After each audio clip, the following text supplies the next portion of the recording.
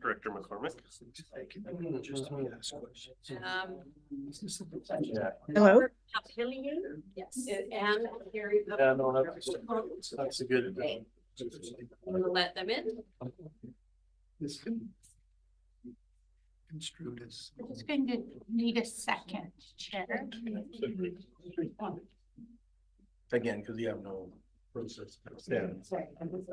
Yes, a neighborly knowledge. Chair, no, Like let's just have a second. Okay, yeah. we're- Those joining us who are not going to be presenting our board members, just turn off their cameras until it's their time to speak. Thank you. We're good to go, Chair. Thank you very much. So we'll call this planning. Recording in progress. I knew that was going to happen. It happens every time.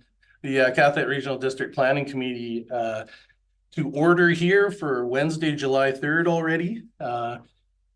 Thanks for coming. We recognize we're holding the meeting on the traditional territory of the Kahlon Nation, and our first order of business is approval of the agenda. So thank you. Do I have a seconder? Thank you. So Director, I see even Director McCormick's involved. So we'll say we've got that. Thank you. Is there any discussion on the agenda? Seeing any? All in favor? It's carried. Thank you. Next, we have the adoption of the minutes. Any errors or omissions? Seeing any hands? Would like to move that? Thank you. Director Gisborne, Director Brander. All in favor of that? Okay, that's carried. We don't have any registered delegation, but at this time, I know there's some folks in the crowd that are, I believe, here and maybe online. Yes, thank you, Chair. We do have some that are here in support of a couple of our applications that are on our agenda. It's really not part of our process to allow those folks to speak during the actual discussion and debate on the application, but I'm going to give folks an opportunity with the acceptance of the committee to make a delegation if you so wish to do so now. Understand what we're saying? So we're giving you an opportunity to speak up on your application now if you'd like to do so. We're really here just to answer any questions. It's been a while since I've seen any of you folks, but it's a pretty straightforward application. The only item that I thought may arise or questions may come up just because it's a strata, a bareland strata, which is not very common in the regional district. So we just wanted to make ourselves available to answer any questions regarding that. Yeah, so that's great. Thanks for that. Anybody online? Yeah. Sorry, what was your name, sir? Just so we can keep Michael Rogers. I'm the agent. Thanks, Michael. With Andrew and Sue here. Thank you. So that was for our what is it? 8.1 application. So thanks. And do we have anybody online that wants to make delegation? Just checking. Yeah, good morning. Thanks for giving us the opportunity. I'm representing Zyros Mining, and we have an application in to do some drilling investigation or exploration on one of the properties there. So I'm here to answer any questions and potentially show some maps if required. Great, and that's our application 8.2 on our agenda. I will give the directors an opportunity. We have good reports in front of us, but I will give the directors, since we have you, an opportunity to ask any questions. I see Director McCormick. Thank you, Chair. Yes, and thank you, Jerry, for coming. I appreciate the opportunity to ask these questions of you. My first question is about the, first of all, is this Crown land? That's correct. It is Crown land, yeah. Okay. My question is about the wells that are on the property. I don't know how common it is to have private wells registered on Crown land, but this is the situation. So I'm wondering, will there be an effort to exclude those areas where those wells are, or what will be the impact on those people who use that water for domestic purposes? Sandy, I'm not aware of wells on the particular what's referred to as the M21 mineral showing. There are some wells on the Bolivar property, which is where the mill is located. And those were installed in 2022 and pending a license for industrial use. So those wells are over a kilometer from where we propose to do 6 boreholes to investigate mineral potential. Dr. McCormick? Yeah, if I may follow up, in the staff report that I'm sure you've received and read, on the bottom of page 4, it makes a reference to, quote, several wells used for private domestic purposes registered on District Lot 5 that staff believe are located within the mining permit area. Those are the wells that I'm asking about. Okay, I'll need to follow up on that, Sandy, because I was not aware there were any supply wells there. You have to understand that these exploratory holes are they're diamond holes, so they're approximately 3 inches in diameter, and they'll be drilled to about 100 meters, and then once taken out, they'll be grouted back shut. So there is, essentially zero risk to any drinking water wells from this exploratory work. Should it go forward to any mining or bulk sampling, of course, that changes the situation. And if that occurs in the future, then we'll be doing a full investigation of potential impacts to any drinking water supplies. Okay, thank you. Chair, if I may, I do have a couple more questions. I can be quick. One of my questions rather, is about the condition that the regional district is proposing regarding monitoring groundwater. And I'm wondering what that actually means in terms of what you will be doing as the company that's in charge, and how that will be monitored. And if you find, a negative impact to the drinking water, will you be taking steps to correct that? Maybe so the questions about monitoring. Yes, thank you. Yeah, sure. I mean, we go ahead. Go ahead, Mr. Papiti, go ahead. Yeah, as a kind of standard operating procedure, I mean, we do note where water is intersected during drilling, and whether there's any karst conditions, or whether there's a loss of water during drilling, or a large return of water, and we note that down. You have to understand that this is very preliminary work, and should it advance after 2024, and we start more intensive drilling operations, then we would be installing some monitoring wells and establishing, what the aquifer is, where the water table is, how productive the aquifer is, and that would then all go forward into any plan there would be to do, a bulk sample, for example, in the future. So, that it's all indicated in the province's baseline monitoring requirements. So that would include drilling, or installing several wells, and then monitoring those quarterly for water quality and water level. So, it's that would be all laid out in any application to do any sampling going forward. Thank you. Chair, if I may, I would like to ask about the sensitive ecosystems that are identified, I think, on the map on page 14 of the report. I'm just wondering, you say that any area of sensitive ecosystems will be excluded, or that's in the report somewhere. I'm just wondering, are those the areas along the coast that are on the map on page 14 that you have identified? And will those areas definitely be excluded from your work? Absolutely. I mean, there's, we stay out of riparian, and along any sensitive coastline, we would stay certainly away from the shoreline, and any riparian would be not explorable. So The area in question where we want to drill is just north of a clear cut, which is to the west of the Island Highway, about a couple of 100 meters up to the west.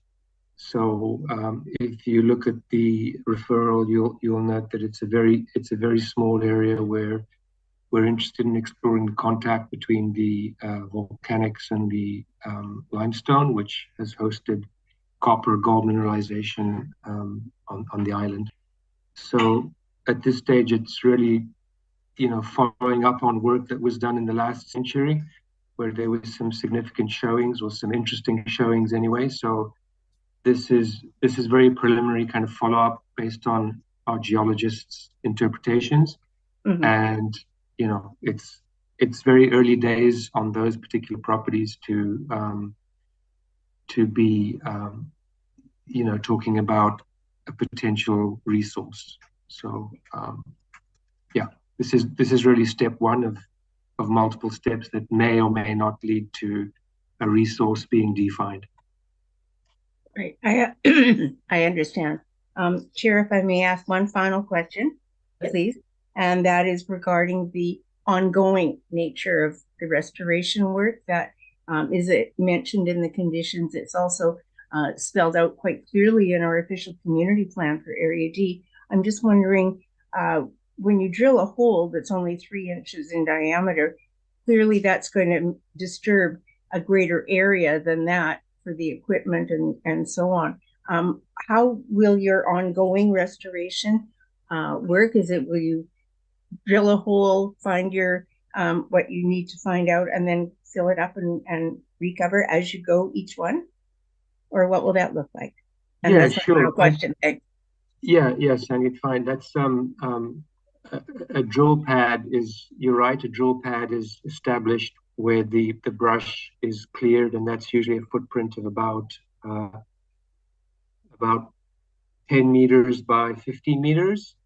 So a sump is excavated, and the sump temporarily holds the drill return water, which is turbid and has cuttings. So those cuttings settle out in that sump. And then once the drilling is complete, as I mentioned, the hole is backfilled with a cementatious grout, which seals it shut. And then the soil that was excavated for the sump is returned into the sump. The water has seeped away. And then the surface, which may have been compacted, is scarified. So it's ripped lightly. And then it's seeded, and it's allowed to kind of reclaim and grow back. So that's the kind of drilling reclamation that we'll be doing on those 6 locations. And that's happening at the U to reclaim the drilling that we did there last year.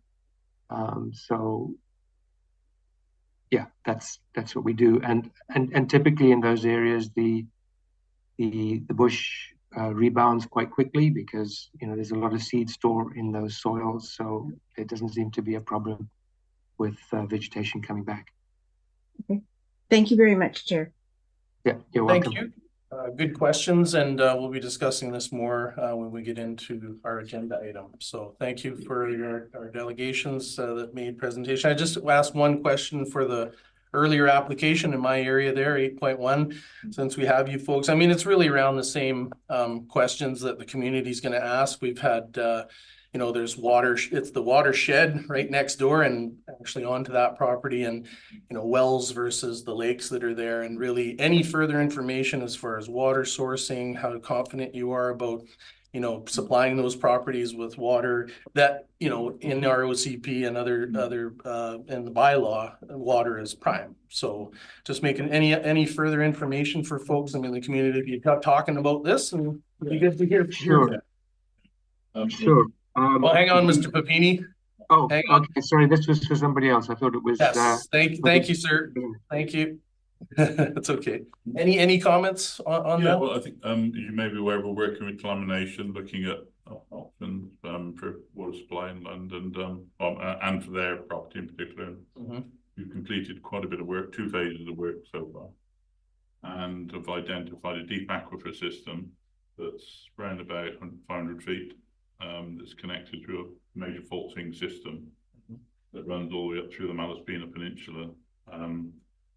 Our latest report has been adopted by the province, and the regional hydrogeologist has taken on that methodology we've used, and they're looking to try and extend it across the regional district, and particularly over the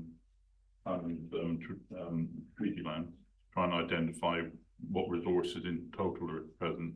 But certainly in terms of the system that's been identified, we've combined resources with Climate Nations. Obviously they've got 112 acre site next to us, and so we've surveyed those basically, and there'll be a final report coming out which we'll submit partly obviously for our site, but there's substantial resources there, so basically controlled by a major fault system that extends all the way through that Climate site, through our sites, and then on down through the peninsula. There's certainly there's sufficient resources to meet the whole land needs if need be. And certainly our site, yeah. So Yeah, as far as the application before us, right, is yeah. So yeah, and supplying those properties with adequate clean water and yeah.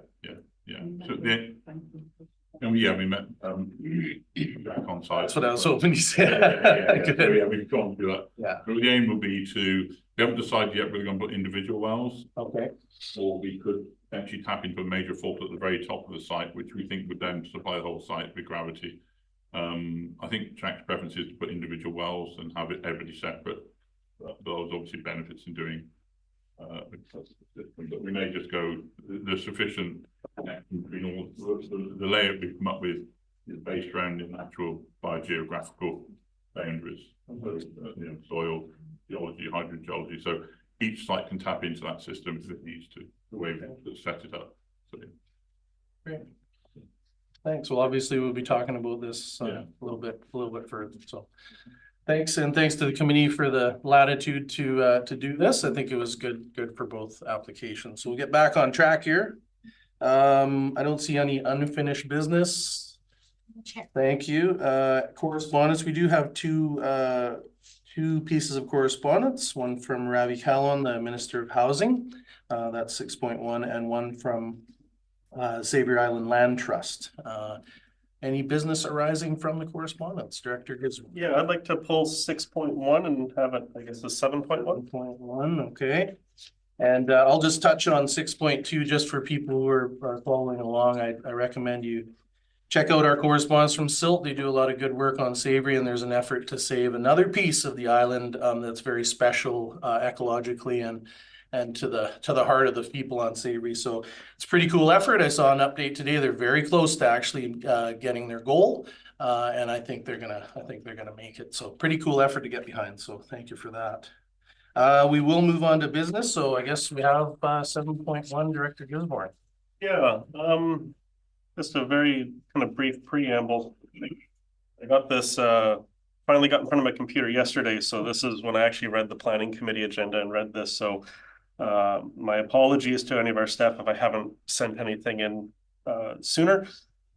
This letter before us from the Minister of Housing, quote, all local governments are required to notify the Minister of Housing that they have amended their bylaws in accordance with the SSMUH requirements in Bill 44, Housing Statutes, Residential Development Amendment Act 2023. So my first one is a question for our staff, and I presume our staff have notified the province that we're all good. A vague question, Ms. Rodden. Through the chair, yes, we sent notification in April, and actually just yesterday received a response from the ministry acknowledging receipt of our letter and thanking our staff for the intensive work that we're working on. Yeah. Thank you. That's great news. I just wanted to make sure that one gets crossed off my list of questions. Another quote from the letter is, quote, I would also like to remind you that the province encourages local governments to allow for strata titled SSMUH at every opportunity. Now, when I read this letter, I was thinking about what we've been discussing at our planning committee. As we've heard from our staff, where we do not have zoning bylaws, we are allowing for, missing middle housing, small scale, multi-unit housing, which is SSMUH. I think I got that acronym right. However, where we do have zoning bylaws, we are not allowing miscellaneous housing. And I'm thinking that we need to bridge the gap to kind of meet with what the minister is asking us here.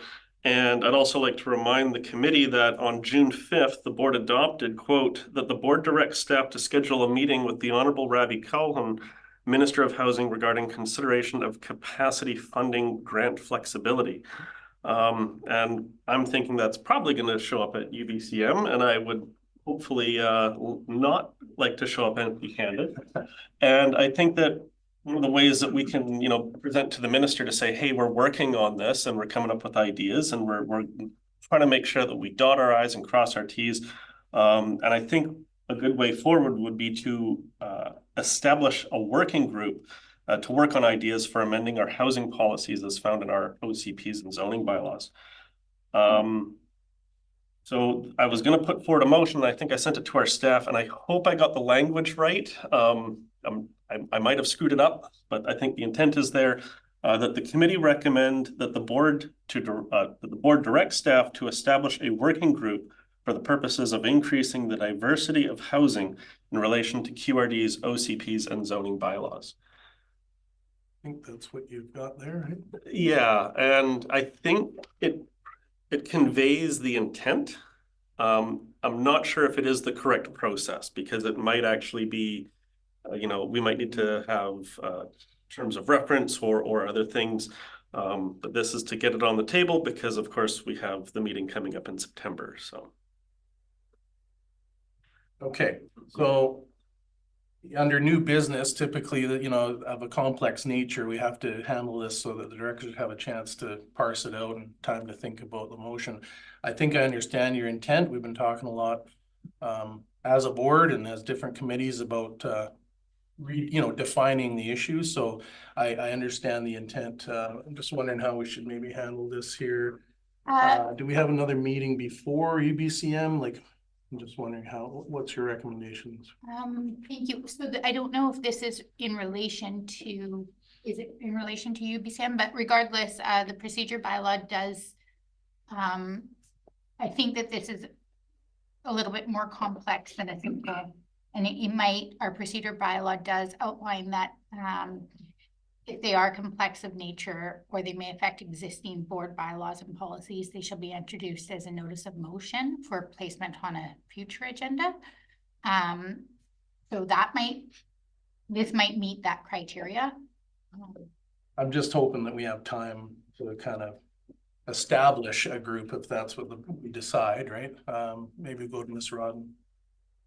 Through the chair. Yeah, I just have a question. So do you mean establish a working group?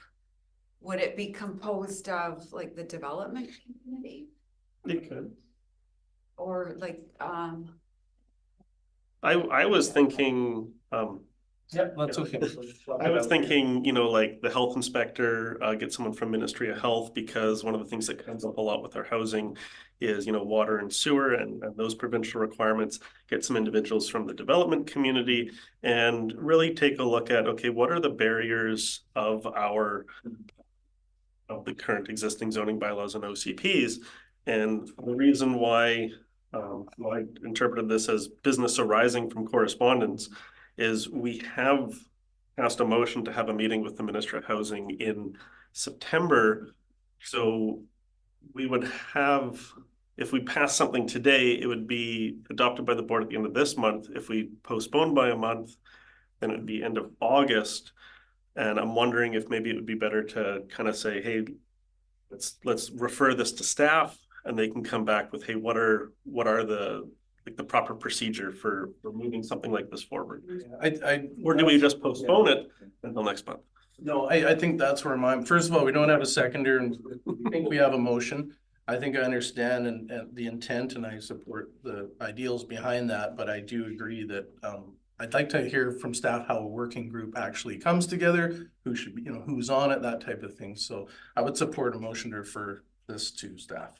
Okay. I would move. Can we do it that way? Is Uh, that how the procedure works? yes, yeah, We haven't got a seconder for that. we don't actually currently have a motion Right. on the table. Okay. We have a moved motion or the discussion if it should be a notice of motion. I think Ms. Rodden had her hand up, so she may be. Yeah, Ms. Rodden, go ahead. Yeah, through the chair. If you're directing staff to explore this, it would be difficult for us to accomplish that without knowing what the purpose of the group is. So I'm wondering if there could be detail in the directive. Yeah, Director Gisborne. In the motion, the working group for the purposes of increasing the diversity of housing in relation to QRDs, OCPs, and zoning bylaws would be the purpose, which would align with our strategic objectives. And I hate to be the rules or the Robert's rules guy. Technically, someone speaking about the motion is also the seconder. I think, thank you. I think that. Go ahead. Go ahead. Officer. That is correct, but I think that the chair has the ability to ask clarifying. Yeah, and that's what I was gonna say. Those were more questions to understand what exactly we're talking about. So I would support a motion to refer this to staff. I would seconding that. Let's have a discussion about that. Directors? First, who's the second? Director or Chair Lennox Yes. is the Making a motion to refer this to staff. and I'll second. I'm not sure which one's seconding and moving, but I'll play. If that follows procedure. thank you, Chair. Okay. Discussion? Director Brenner? I'm not going to support this. It just seems to be too vague, and I don't like being sideswiped with motions like this. And to be quite honest, we have lots of diversity. We have no zoning bylaws in the vast majority of our regional district, so we have nothing restricting it in those areas. So I'm not going to put more weight on staff's shoulders at this point when I know so little about a motion. I don't like being blindsided like this. Okay. I see Director McCormick. Thank you, Chair. I feel the same way. I would have appreciated a notice of motion, an opportunity to look into this a little bit before we have a fulsome discussion about the merits of such a working group. So I cannot support the motion. I would in future entertain a notice of motion to do this if the mover wants to do that. But at this point, it's, you can't throw motions at people at the last minute without an opportunity to do some homework. So that's my thoughts. Thank you. Director Gisborne. Yeah. So my apologies. I didn't see this as coming out of the blue. I figured, we've been discussing this for the last year and a half. We got a letter from the Minister of Housing saying, please do this. And so far, we haven't made any changes on our OCP housing policies. And I would have to humbly disagree with Director Brander, as we do have zoning bylaws that do restrict access to housing. And we have 3 zoning bylaws in Area B. We have 2 in Area C. We have some in Area A. And there's a proposal for a subdivision in Area A further on our agenda that is in a zoned area. So I think it's inappropriate to say, well, the people that aren't zoned have this freedom, so the people that are zoned, we're just not going to consider their properties as being important for dealing with this housing issue. So if it is if that's what the directors want of, okay, well, let's postpone it for another month, I'd be happy to switch this to a notice of motion. I think referring it to staff can just come back with information on how a working group is established. My thoughts are, though, is that we kind of should get moving on this housing crisis issue, because it seems to be kind of important in our community. And I figure, we've been talking about this for a year and a half, and people in my community at least are saying, hey, we want to see action. And I figured action's nice before we go down to UBCM in September, have a meeting with the Minister of Housing and go, okay, what's your ideas? And we go, that's just my thoughts. I'm gonna add my voice to the first round here. I think that we're talking about two different things. The reason behind what you're aiming at, great, and that's why I'm trying to support expanding on those ideas and what people are talking about. The second part is what the directors have identified as not being able to have time to disseminate the information and consider it. So we have a motion on the floor. If any other directors want second round, we can have a second round, but we can vote on that. Director McCormick, second round. Thank you. I don't see anything in the letter from the minister regarding working groups. So I would contend that this is quite a different issue than the letter, which merely reminds government that they have to, file reports and so on. So I contend that it's a very different issue and that it should not be thrown at us at the very last minute with no consideration of the workload that this is going to put on staff's shoulders. So I cannot support this motion. Thank you. Anybody else? Okay, we'll put the matter to a vote. All those in favor of the motion to refer? All opposed? So you have Brander, McCormick, and myself. All right. Any further BS? I thought you This is a notice of motion then for, I guess, next month. great time to do that. Yeah, thank you, Chair. We can accept that as a notice of motion. Thank you very much. Okay, great. We'll discuss it next month. Okay. Back are we here? Any more business arising from correspondence? I don't believe so. So we'll move on to the actual reports. I've got some delegation on it, but 8.1. This is the referral for the Bearland Strata subdivision in Electoral Area A on Roots Way. There's a recommendation. Oh, sorry. There is a. Oh, Sandy moved that. Do I have a seconder? Director Brander. Thank you. Any discussion from directors? I think I'll just add that a good report. It made a lot of sense to me, answered all of my questions. Well, I shouldn't say all, but I mean, really a fulsome report. I'd see that there are some extra provisions within this recommendation that we don't see. Maybe I could ask Ms. Rodden to elaborate for folks that are watching.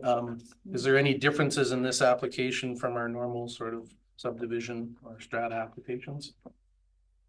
Probably the watershed being the main issue. Yeah, through the chair, I think that it's a little more complex just because of the nature of the land watershed. And so, about 15% of the property is affected by the zoning. Okay, that's the percentage. Okay. That protects the watershed, and about 85% is not affected by the zoning. But all of the lots in the proposed 8-lot strata have rural mixed use designation, and so which allows for and supports residential development that's proposed. And we felt that the condition that's recommended to establish the Section 219 covenant over that portion of land that's within the watershed just ensures that that land is protected and not developed into the future, and that carries with title. So that was the reason for that condition. And then there is a small perhaps seasonal drainage on the southern portion of the lot that wasn't captured in our development permit riparian areas mapping in the OCP. However, unless there's a qualified environmental professional to assess that water course, we don't know if it's fish bearing or not. Okay. If it is fish bearing, then we recommended that a Section 219 be established to protect those streamside enhancement areas. And then because it is 8 lots, it's creating more than 3 lots. And so under the legislation, that triggers the park dedication. Right, okay. Yeah. I was wondering about how that was triggered. Yeah. Okay. And staff are recommending cash in lieu of parkland dedication because the property is not identified as an area of interest in the official community plan or the recent QRD Parks and Trails strategy. Yeah. Okay. And I think the first part of your description about, the watershed and what's in the report, it's identified as watershed P protected and watershed R. Is that restricted, or how do we term that one again? Ms. Roberts? Where the WR is watershed rural, so that's sorry. your zone. Yes, thanks. So I was just trying to parse it out, and that's what people are gonna wonder about is what's protected and what's not. So you said 15% there on the top? What corner? Approximately. Yeah. But the appendix, sorry, through the chair. That's okay. Yeah, there is the appendix B with the proposed subdivision plan prepared by the applicant, and it identifies that watershed protection area in the northern section. So it's already showing on the subdivision plan. And I'm correct that section 9.2 of the OCP is referring to density in the area as well. Is that just again for people that are following along? I don't know if you don't have it in front of you probably, but that's okay. I can answer that. Yeah, the density prescribed under the OCP is 1 dwelling per hectare, and each of the proposed lots is 1 hectare or larger. Yeah. And they're proposing residential use. So the proposed use is consistent with the OCP density policy. Thank you very much. And Director Gisman. Yeah. Great staff report, a lot of good information. My one question is when I read the Area A OCP, section 2.2.11.2, rural mixed use policies, it says new commercial recreation, light industrial and agricultural uses may be permitted on parcels 2 hectares or larger. So right now, my understanding is the parcel allows for light industrial, agricultural, commercial recreation and all that kind of stuff. But if the subdivision goes through, then the 1 hectare parcels, those activities would not be allowed. Is that correct? Yeah. So Yes, that's correct. Okay. So in essence, the subdivision would remove the ability to do those economic activities on those portions of the land. Just wanting to point that out, I think, right? Because right now it can occur on the property, but after subdivision, it won't be allowed. Is that correct? Through the chair, well, the current parcel is 17 hectares. Yeah.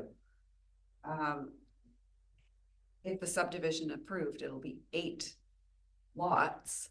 So only the lots larger than 2 hectares under the OCP would be allowed to do the other uses. Yeah, but the 1 hectare parcels would no longer be able to do those activities where it currently can. Correct. Okay. Thanks. That's it. Comment, Chair? well, I'm sorry, we can't allow that now. Any other questions from directors? Seeing none, we'll do we have a mover and a seconder? Yes, I thank think you, we do. Chair. Thanks. I had to think back about Yeah. that. Great. We'll put it to a vote. All those in favor? Carried. Thank you. On to 8.2. Notice of work for mining. Again, we had a discussion on this during the delegation. Electoral area D. Do we have a mover for the recommendation? Director Brander, do we have a seconder? Director Gisborne. Discussion. See Director McCormick. Thank you, Chair. I think my question is to staff. Can we add anything in our conditions regarding the existing domestic wells that are on the site? And, just to provide those well owners with some protection if they're using this water for, drinking purposes or domestic purposes. I think they should be notified with an opportunity to respond, to the government before their deadline. I don't know if they've been. So my question is, how have they been notified? And should we include an additional condition regarding protecting those existing and registered wells? Ms. Rodden. Chair. You know that. So the staff report, as you quoted earlier on page 4, there is mention of these wells. However, it's not our authority, and we just review the information provided in the application. So it is the province's responsibility to assess all of any third-party interests on that Crown land that's the subject of the permit application. And so the recommended condition is it's advisory to the province to consider monitoring groundwater quality. So they would reach out to the agency responsible to determine the status of those wells, whether they're active, whether they're in good standing, and they're responsible for the public participation component of it. Director McCormick, I see your hand again there. Thank you. Yes, a follow-up. Then could a condition be included that the well owners, that the applicant notify the well owners of this application so that they have an opportunity to respond if they feel affected by it? Could we include that as a condition? Because I'm concerned these people aren't going to know about this application, and unless they're very active in the community. I suspect probably they're longtime people that have used these wells for a long time. So I'm just concerned they're going to be blindsided and possibly quite negatively affected by this without an opportunity to respond or even express a concern. So could we include a condition that the applicant be required to notify the well owners of the application? That's an interesting question. I don't know if it's appropriate, Ms. Rod, for the QRD to do that. The chair, I think it could be added maybe as a new number 1 and then renumber the remaining condition accordingly. And it would be that the province determine the status of the groundwater wells on the permit area. Director Doe? I just have a question out of curiosity, and that is if the regional district has a service for permitting, licensing, protecting, testing, and dealing with the quality of well water and ownership and titles to wells, does the regional district have any service? I think I may know the answer to that, but yeah. So do we have a recommendation or a motion or any action here? I think you need to answer, Mr. Director Dout. Oh, Director Dout, I don't think we have any service related Mostly to that. a question to staff. Ms. Rodden? The chair, in response to Director Dout's question, no, the regional district has no water service or authority over well water. However, this is a Crown land application. We use the OCP, and each of these conditions is tied to OCP policy, and it's policies that we encourage the provincial government to consider. So thank you, and we also advocate for our residents. So Director McCormick, I think I saw your hand again. Thank you. I would like to move the amendment then, as Ms. Rodden outlined. It can be in whatever order staff feels is appropriate, and the amendment as a condition, as an additional condition, that the applicant be required to notify the owners of those wells within the mining area of this project. Sorry, thank you. I heard, just for clarity, I heard Director McCormick say the words as Ms. Rodden indicated, so that the province determined the status of the groundwater wells, or you want to? Director McCormick.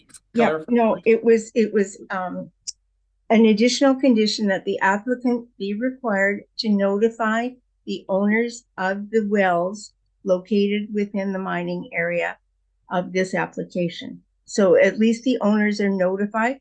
You know what, if these wells haven't been used in half a century, then it's no issue. I'm just trying to protect somebody who may be relying on that well and the quality of water, who may be totally blindsided by the application. So that's the reason for adding that as a condition. It wouldn't require any work of staff to follow up.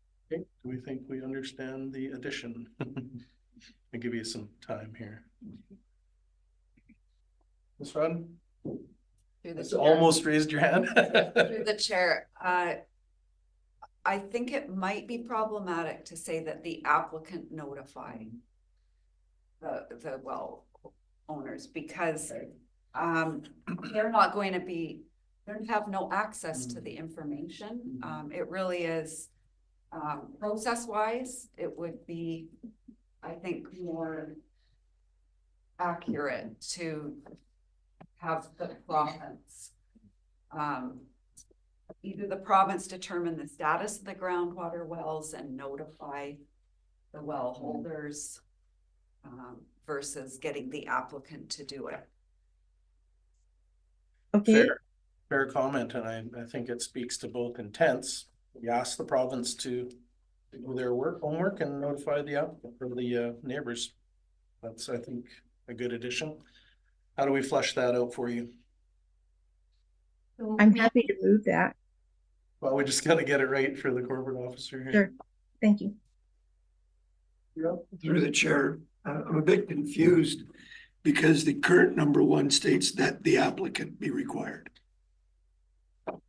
So I don't know why we couldn't say again, as you suggested earlier, that we just reorder the numbers, but put a new number 1 and say again what Director McCormick stated, the applicant be required. A corporate officer? So thank you. So this one says that the applicant be required to monitor groundwater quality. And then we're currently discussing notifying well owners. And we're just, that there might be a barrier there because the applicant wouldn't have the information for the well owner, like who owned the wells, but the province would. So there was 2 wordings. That the province. Yeah, CO. Through the chair, I don't see a barrier.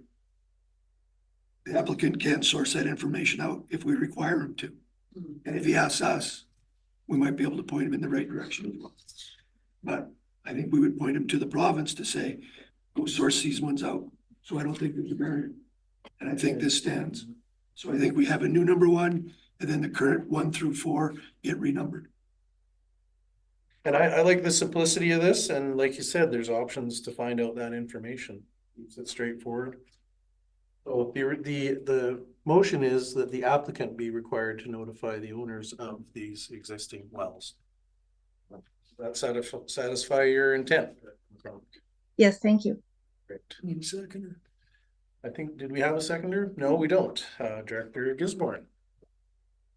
Well, discussion on the matter. I think we've had that. Have a vote, all in favor? I was gonna. Sorry, Director Gisborne, go ahead. I support this motion. Though when I read the report yesterday, I had some questions and concerns about the wells as well.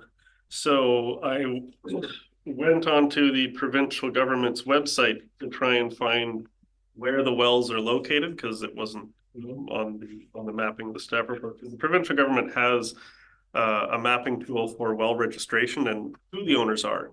I found 3 wells within this target area, and they all appear to be registered under the name of Doman Industries, which I think is Western Forest Products, kind of thing like that. Because I was kind of confused. I was like, okay, are these residential wells? Because then that begs the next question: who's living on Crown land in a private residence, which is, that doesn't usually happen. So I'm fine with this motion to say, hey, notify, because maybe Doman or whatever company is really at the end of the day now holding it might actually be, they might have a caretaker or something like that. So I'm fine with the motion, but it does seem like the wells are kind of registered to industrial uses. It's not like it's I don't want anyone to get confused. I think it's like a neighborhood subdivision or something like that up in there. It seems to be industrial in nature, but yeah, I think it's a good motion, and I thank Director McCormick for it, because It sets a precedent of when there's activity going on, it's good to make sure that the well owners, whoever it's registered to, whether it's an industry or a private residence, that they be notified. So I'm happy to support it. Great. Any further discussion? Seeing none, all those in favor? Carried, thank you. Any new business? So, Motion. oh, sorry, yes, you're right, we did amend that, thank you for that, CAO, we're trying to get to the end. So that was the original motion, now we'll move on to the main motion. Any discussion on the main motion as amended? Seeing none, all those in favor? It's carried, thank you. Okay, now new business. Thing, no? No, it's a motion. Already done. Yes, we've got that, we've got that. Question period, do we have anybody, Mr. Galinsky, anybody? Wyatt? Thank you, Chair. I'm here. I don't have any questions this morning. Thank you for the opportunity. And thank you. In camera session. None, thank you. Okay, we are adjourned. Thanks, folks. Trying to do some chores. See you later. See you later, Sandy. Thank you.